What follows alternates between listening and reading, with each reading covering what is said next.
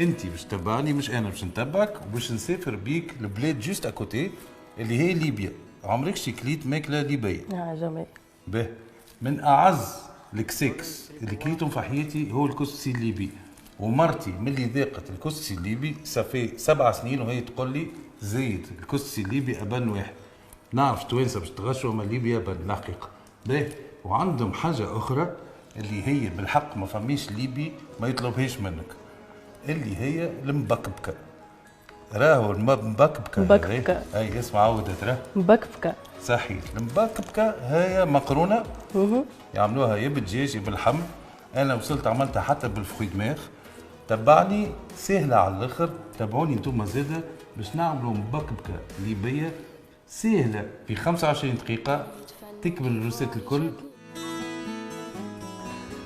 يعطيك الصحة شيف تيسير. طبعا احنا معانا عبر الهاتف شيف تيسير قصوري. مرحبتين شيف تيسير. شيف تيسير يسعد صباحك. صباح الخير. صباح الخير يا اخوي. شنو حالك باهي ان شاء الله؟ لا والله شرف لي نكون معكم صباح. بارك الله فيك. وانستنا في برنامج ميعاد سلام وانست كل الليبيين شيف تيسير. الليبيين والتونسيين أنسنا. نورتنا شيف تيسير. وكيف احنا شفنا الفيديو المتداول ليك على طبق الكسكسي الليبي وانك جربته كم من مره وحبيتها حتى زوجتك، احكي لنا كيف شفت الفرق بين طبق الكسكسي الليبي وطبق الكسكسي التونسي؟ شوف والله العظيم وانا قلت كلمه حق. انا جربت عام سنه 2016 ذقت الكسكسي الليبي من عند شيف ليبي في صفاقس في تونس. ياسر عجبني. ظهر لي البهارات نتاعو احسن شويه من الكسكسي التونسي. وقعدت كل مره نطلب من اصدقائي الليبيين يحضروا لي كسكسي، وكل مره عائله ليبيه تحضر لي الكسكسي. والله العظيم انا قلت كلمه حق. اما راه ما عندك حتى فكره كميه المشاكل ظهرت لي في تونس. ازاي تقول كسكسي ليبي اخي ما كسكسي؟ لا احنا اخوت. احنا واحد. شيف تيسير شنو الاكلات الثانيه اللي جربتها يعني من الاكلات الليبيه من غير المبكبكه؟ والله الاكلات الليبيه يعجبني برشا الحرايمي عندكم بالحوت. الحرايمي ايه الحرايمي، المبكبكه، المكرونه نتاعكم بنينه ياسر. والله انا حاسس اللي في العالم الاكله الليبيه مظلومه شويه. يعني مش كثير ناس يعرفوها في الخارج. في ليبيا يعرفوها مثلها في الخارج شويه. والله عندكم تبارك الله من احسن الاكلات والله.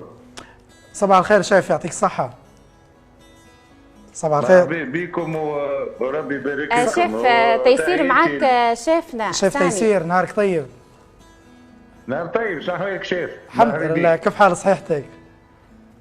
والله الحمد لله. نورتنا وكلامك كان جميل جدا وبارك الله فيك. المطبخ الليبي والتونسي فيه تشابه كبير. انه لو تلاحظ ان احنا نبوخوا في الكسكسي يعني نجتمعوا في اللي هو الكسكاس ونشوفوا اللي هو مثلا الكسكاس اصله امازيغي. فاحنا نجتمعوا يعني من ضمن هويتنا او من العرقيه يعني هويه الليبيه ان في عندنا الامازيغ نجتمعوا فيها. فلو تشوف هو مطبخ واحد. فانت لما تقول كسكسي ليبي كسكسي تونسي كسكسي مغربي فكنا واحد يعني احنا يعني نمثلوا المغرب العربي. والله شوف انا باش نقول لك الحقيقه. الكسكسي التونسي والليبي يشبهوا لبعضهم صحيح. الكسكسي الجزائري والمغرب بعد شويه علينا خاطر هما ما يستعملوش في الفحات الطماطم والفحات. أيوه. احنا معناتها كل بلاد والله العظيم كل بلاد بنين. اما الحقيقه ونعاود ومش خاطرني في قناه ليبيه. والله العظيم عندي انا احسن كسكسي في المغرب العربي كله هو كسكسي ليبيا. يعطيك الصحة شيف يعطيك الصحة. ان شاء الله يعطيك الصحة يبارك لكم. ولازم تزورنا هنا في ليبيا ونطيبوا لك الكسكسي وتذوقها هنا يعني ضروري. ان شاء الله يا ربي. والله شرف لي يكون ان شاء الله. الشرف الكبير لنا احنا. طبعا اكيد الشرف لينا. ربي يفضلكم. شكرا شيفنا. شكرا بارك الله فيك.